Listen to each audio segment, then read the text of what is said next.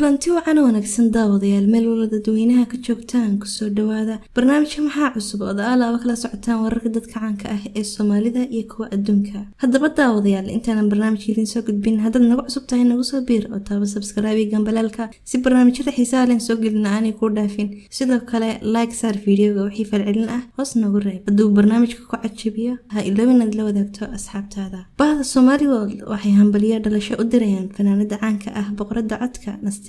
Maxamed Warsame Nasteexa Indo iyo xaajigeeda Xuseen Biite oo wiil ugu dhashay dalka Norway gaar ahaan Oslo. Wiilkaas oo loo bixiyay Mustafa waxaan leenahay Mustafa noqo midkii naftiisa anfaca iyo waalidkii iyo dalkiisa iyo diintiisa. hambalyo dhammaan waad salaamaya adwaan salaamay assalaamu calaykum 13 daqiiqo local time ka Norway waxaa dhashay Mustafa Xuseen ما شاء الله بيبي نوع ما تقبل هو يدي نوع ما قطع دمان أنا بعدين السامية أنا ما سنتين تعطيني دمان حجر كيف أنا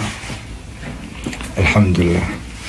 على كل حال أنا ما سنتين. السلام عليكم ورحمة الله وبركاته. وحن أدو سلامية أمد الصومالية مركز دي كونو لين أدونك الدافية دا وحن سيجارة سلام إيا هنبري ودريا ويب سايتكا أما channelka Somali World aad bayni salaamaya dhalinyaro Soomaaliyeed iskale waxaan idin leeyahay keep going ma sha Allah ya habad waynta banjara dhuxdooda ba layraha barali inta soo birbiriya you never get bored with Taman I feel ya habad waynta banjara dhuxdooda ba